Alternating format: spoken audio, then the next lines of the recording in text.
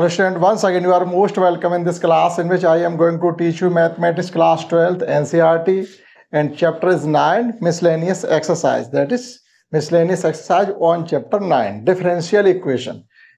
miscellaneous exercise chapter 9 की already हम question आपको 1 to 4 कंप्लीटली सॉल्व करा चुके हैं। आज करते हैं क्वेश्चन 5 से, क्योंकि काफी क्वेश्चन है, कुल मिलाकर इसमें 18 क्वेश्चन है तो वन शॉट में तो नहीं हो पाएगी, हम इसको 2-3 पार्ट में डिवाइड करके कराएंगे आपको। देखिएगा क्वेश्चन फर्स्ट टाइम सो क्या कहा गया, form A differential equation of the family of A circles in the first quadrant which touch the coordinate axis. एक सर्किल है जिनकी फैमिली का आपके फैमिली का डिफरेंशियल इक्वेशन आपको फाइंड करना है, जो फर्स्ट क्वाड्रेंट में सभी सर्किल्स हैं जो कोऑर्डिनेट एक्सिस को टच करते हैं। अब देखिएगा इसका इक्वेशन क्या होगा, केवल आपको लैंग्वेज गिवन है तो पहले हमें इसका एक इक्वेशन भी तो होना चाहिए, फैमिली का कोई सर्किल का एक इक्वेशन हो, उसे डिफरेंशिएट करके तो हम उसका डिफरेंशियल इक्वेशन फाइंड कर सकते हैं। आपको कुछ भी गिवन नहीं है तो सबसे पहले आपको सर्किल का इक्वेशन फाइंड करना पड़ेगा। अगर आपको इसकी प्रीवियस नॉलेज है तो सर्किल का इक्वेशन फाइंड करने के लिए देखिएगा हम एक सर्किल बनाते हैं इस प्रकार से। ये एक सर्किल है जो फर्स्ट क्वाड्रेंट में जो एक्सिस को टच करता है, means y dash x dash को ये टच करता है। अब हमें फाइंड करना है इसका सेंटर क्या होगा। अगर किसी सर्किल के सेंटर आपको गिवन हो तो उसका इक्वेशन लिखा जा सकता है। अब देखिएगा हम कंसीडर कर लें यहाँ से यहाँ तक की डिस्टेंस जो है और वही डिस्टेंस सेम होगी यहाँ से यहाँ तक, क्योंकि दोनों ही इसकी रेडियस होंगी। तो एक पॉइंट यहाँ से जाएगा, ये दूसरा पॉइंट आपका यहाँ से जाएगा, तो ये जो कोऑर्डिनेट इसके हो जाएंगे a, यानी जो सर्किल के सेंटर के कोऑर्डिनेट होंगे वो a, होंगे। यहाँ पर आपका 0, 0 है, ये डिस्टेंस a है, ये डिस्टेंस b है। तो किसी सर्किल का आपको अगर सेंटर गिवन हो तो सर्किल का इक्वेशन होता है x माइनस एच का whole square plus y minus K का होल स्क्वायर, जब h, k किसी सर्किल के सेंटर गिवन हो। ठीक है, और यहाँ पर सेंटर a है और रेडियस भी आपकी a रहेगी। इन जनरल में क्या होता है, we know that if center of a circle and radius are given, that is the equation of circle can be written as x minus h का whole square plus y minus k का whole square is equal to radius square।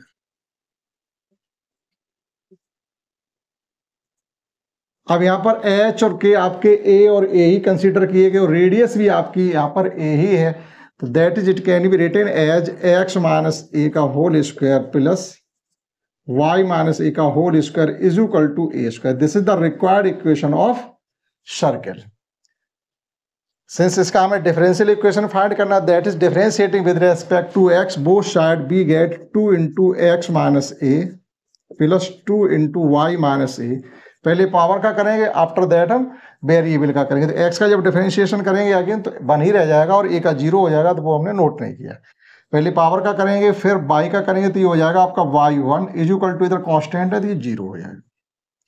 2 को आप common लेके 0 में send कर सकते हैं तो ये बचेगा आपका x minus a plus y dash या y1 minus ay1 is equal to 0। ये फर्स्ट इक्वेशन आपका है। इसमें जो कांस्टेंट जितने भी गिवन होते हैं उतने ही हमको उतने ही टाइम्स डिफरेंशिएट करना पड़ता है डिफरेंशियल इक्वेशन फाइंड करने के लिए। अब सिंस केवल 1 कांस्टेंट ही है तो 1 टाइम ही डिफरेंशिएट कर सकते हैं, सेकेंड टाइम इसे डिफरेंशिएट नहीं किया जा सकता। अब करना क्या है, यहाँ से आपको एक ही वैल्यू फाइंड करके केवल 1 में पुट करना है और इसके अलग से कुछ भी आपको नहीं करना। तो देखिए यहाँ से एक ही वैल्यू फाइंड करने के लिए हमें क्या करना है, केवल सिंगल अगर एक ही वैल्यू फाइंड करना चाहते हैं तो इसको ये a यहाँ से और यहाँ से हम कॉमन ले सकते हैं, that is minus a common लेने के बाद आपका बचेगा 1 प्लस y डैश यानी y1 और इज इक्वल टू हो जाएगा माइनस का x माइनस का y1, वहां से भी माइनस साइन कॉमन लिया जा सकता है। तो ये हो जाएगा आपका minus a into 1 plus y1 is equal to minus x plus y1। आपका माइनस से माइनस कैंसिल आउट हो जाएगा, एक ही वैल्यू हम यहाँ से फाइंड कर सकते हैं x plus y1 upon 1 plus y1। जो कांस्टेंट था उसकी वैल्यू हमने फाइंड कर ली। केवल आपको जब भी क्वेश्चन इस प्रकार से पूछा जाए, अभी मान लीजिए a और b 2 कांस्टेंट इसमें होते तो हमको 2 बार डिफरेंशिएट करना पड़ता है। दोनों ही कांस्टेंट का आपको जो गिवन इक्वेशन होता है या जो इक्वेशन में फाइंड किया वहां से उनका एलिमिनेशन करना होता है, वही डिफरेंशियल इक्वेशन होता है।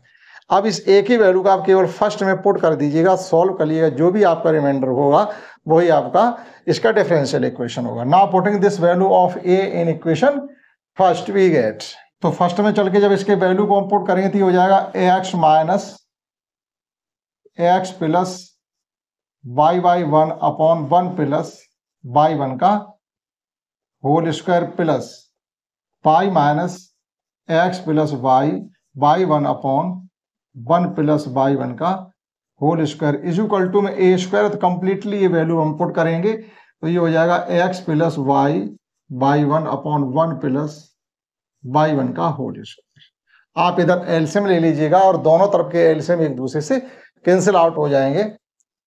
तो ये यहां से लिखा जा सकता है X plus X Y 1 minus x minus Y by 1 का होल स्क्वायर अपॉन, कंप्लीट का अपॉन कर दें क्योंकि डिनोमिनेटर तो सेम ही है, प्लस इसी प्रकार से यहां एलसीएम लेंगे तो ये हो जाएगा Y plus Y by 1 minus x minus Y by 1 का होल स्क्वायर, और कंप्लीट आपका हो गया है 1 प्लस बाई 1 का whole square is equal to इधर भी हो जाएगा आपका एक्स प्लस वाई बाई 1 का whole square upon 1 plus by 1 का होल स्क्वायर। ये आपके एलसीएम से एलसीएम कैंसिल हो गए।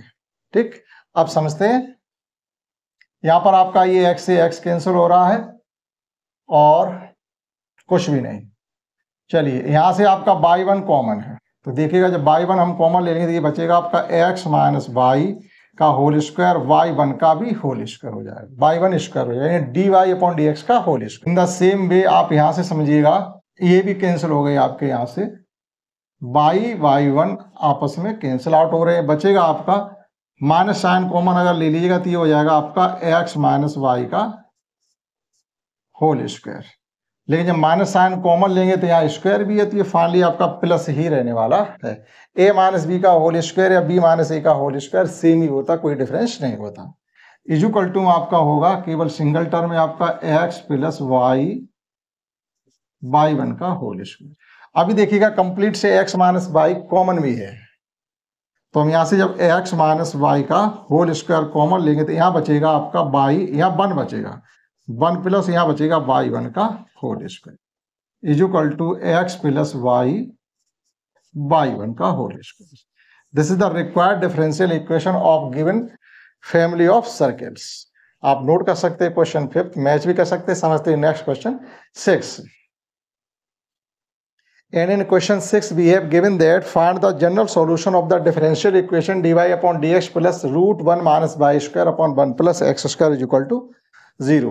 ये आपको एक डिफरेंशियल इक्वेशन गिवन है, इसका आपको जनरल सॉल्यूशन फाइंड करना है। दो प्रकार के सॉल्यूशन आपसे पूछे जाते हैं, एक जनरल सॉल्यूशन पूछा जाता है और एक पार्टिकुलर सॉल्यूशन पूछा जाता है। जनरल सॉल्यूशन आपका कांस्टेंट होगा, यानी इंटीग्रेटिंग कांस्टेंट होगा। पार्टिकुलर सॉल्यूशन में उस इंटीग्रेटिंग कांस्टेंट की वैल्यू पुट कर दी जाती है तो पार्टिकुलर सॉल्यूशन हो जाता है। इसी क्वेश्चन में, इसी में नेक्स्ट आपसे पार्टिकुलर सॉल्यूशन भी पूछा जाएगा तो वहां से क्लियर हो जाएगा। तो ये आपको जो डिफरेंशियल इक्वेशन गिवन है इसका हमें जनरल सॉल्यूशन पूछा गया, तो इसके वेरिएबल सेपरेट हम कर लेंगे तो ये हो जाएगा आपका that is D Y upon D X is equal to minus root 1 minus Y square upon root 1 minus X square. Y को डी वाई के साथ लेके चलेंगे और एक्स को डी एक्स के साथ लेके चलेंगे, that is it can be written as 1 upon root 1 minus Y square D Y is equal to minus 1 upon root 1 minus x square dx plus c, both side integrating with respect to x and with respect to y, that is we get sin inverse y is equal to minus sin inverse x plus c। आप चाहो तो इसको इस प्रकार से भी लिख सकते हो, sin inverse x plus sin inverse y is equal to c। This is the required general solution of given differential equation 6। And let's understand next question 7. And let's understand next question 7, in which we have given that a differential equation means dy upon dx plus Y square plus Y plus 1 upon X square plus X plus 1 is equal to 0। ये आपको differential equation given है जिसका हमें general solution find करना है, जो कि इस प्रकार से इसका जनरल सॉल्यूशन होना चाहिए। x plus Y plus 1 is equal to a into 1 minus x minus Y minus 2x by where a is the parameter, मतलब a कोई एक कांस्टेंट है, पैरामीटर है, जो भी है।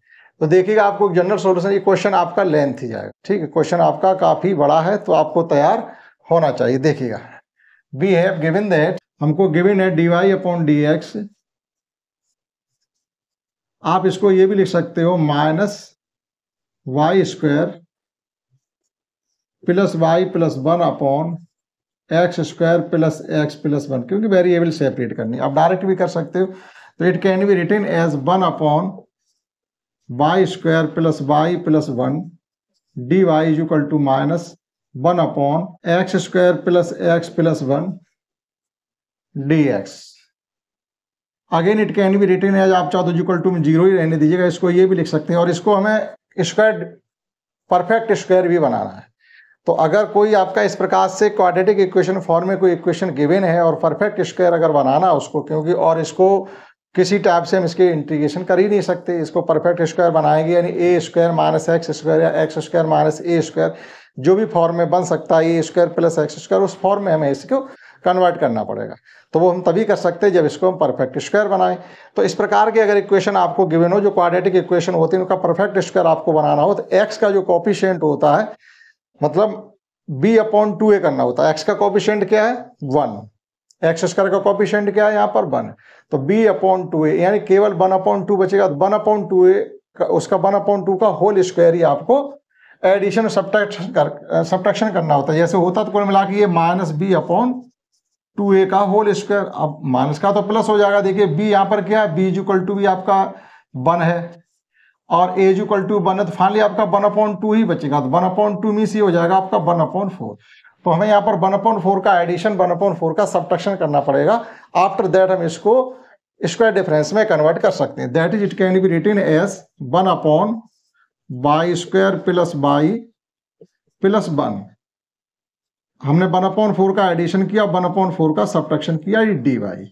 इसको भी इधर ही ले रहे, तो ये हो जाएगा आपका X square plus X plus 1 plus 1 upon 4 और minus 1 upon 4 D X is equal to 0। आप देखिएगा A square plus B square plus 2ab, A square plus B square plus 2ab, that is by plus 1 upon 2 का whole square, और 1 minus 1 upon 4 आपस में solve हो जाएंगे, that is plus का 3 upon 4 remaining रहेगा।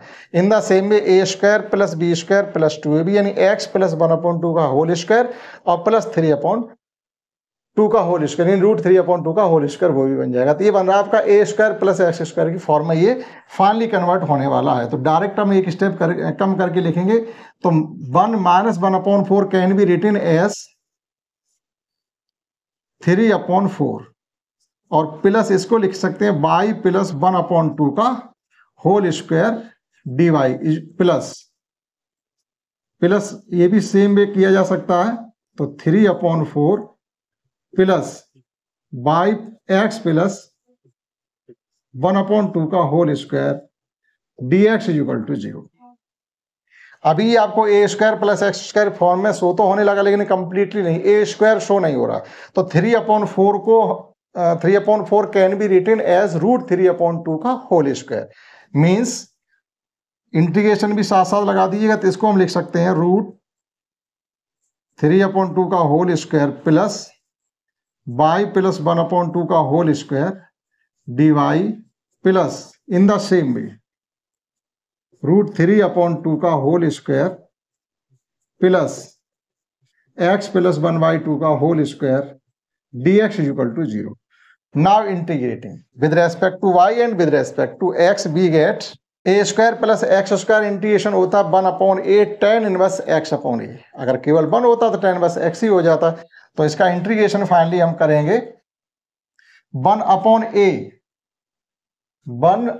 ए करेंगे, और ए की जगह आपका root 3 upon 2, that is it can be written as 2 upon root 3, 2 upon root 3 tan inverse X की जगह आपका हो जाएगा 2y plus 1/2 upon a means √3/2। y plus 1/2 का डायरेक्टली हमने एलसीएम लेके ही पुट किया है। इन द सेम में ये भी हो जाएगा आपका 2/√3। 1/a मीन्स 2/√3 हो जाएगा tan इनवर्स x/a। इसको भी हम सेम लिखेंगे 2x plus 1/2 upon √3/2 equal to में अब आपका आ जाएगा c, क्योंकि जीरो है तो जीरो का जब डिफरेंशिएशन किया गया होगा तो जीरो आया होगा, कांस्टेंट का डिफरेंशिएशन किया गया हो तो जीरो आएगा। अब जीरो को वापस इंटीग्रेट कर रहे हैं तो क्या आ जाएगा, कोई कांस्टेंट ही वापस मिल जाएगा हमको। अब देखिएगा ये 2 से आपके 2 यहाँ से कैंसिल आउट हो जाएंगे, ये भी 2 से 2 कैंसिल आउट हो जाएंगे।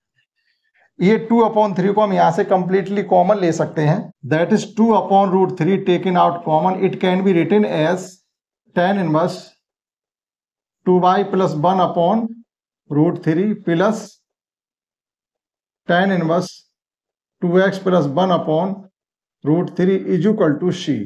ये कांस्टेंट नंबर है हमारा, कांस्टेंट के साथ ही चला जाएगा, that is again it can be written as tan inverse 2y plus 1/√3 plus tan inverse 2x plus 1/√3 equal to √3/2c।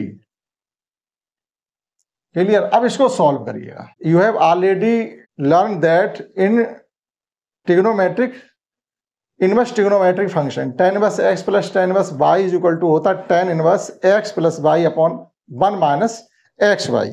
That is it can be written as, या we know that tan inverse x plus tan inverse y can be written as tan inverse x plus y upon 1 minus xy।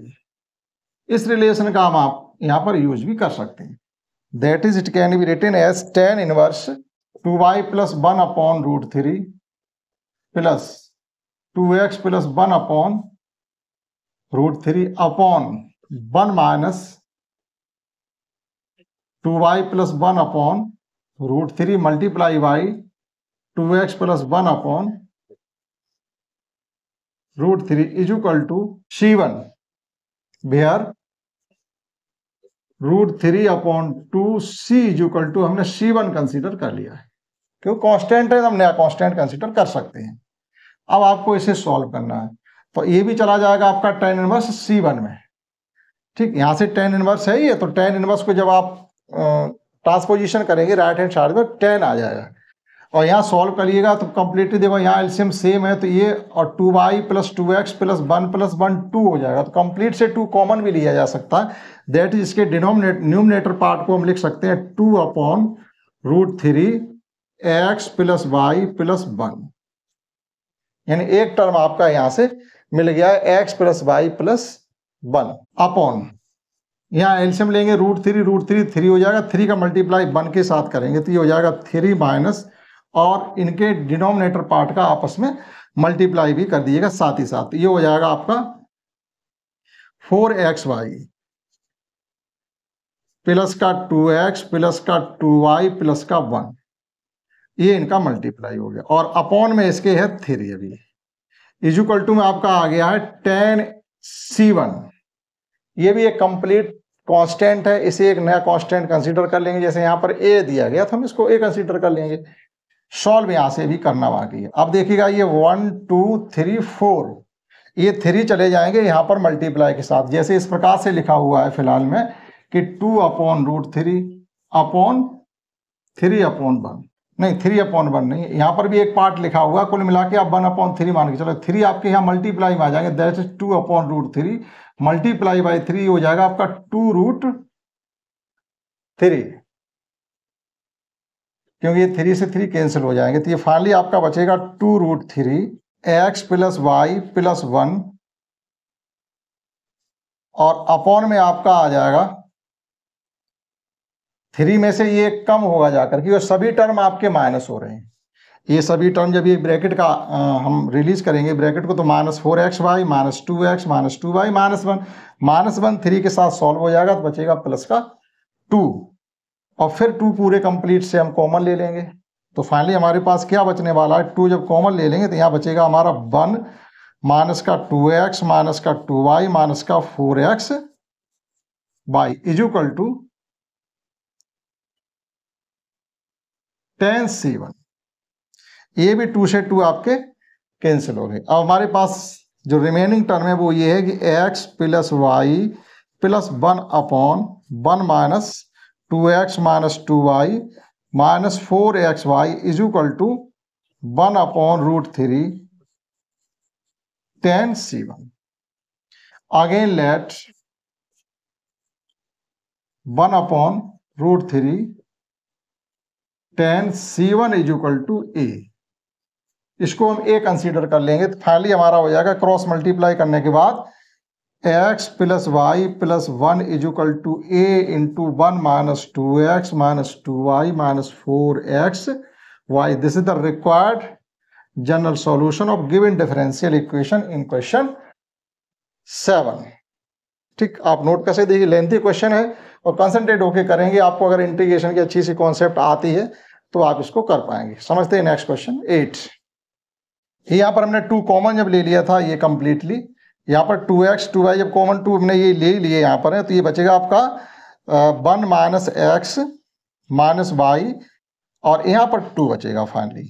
तो इसका थोड़ा correction आप इसमें कर लीजिएगा, 1 minus x minus Y minus 2xy।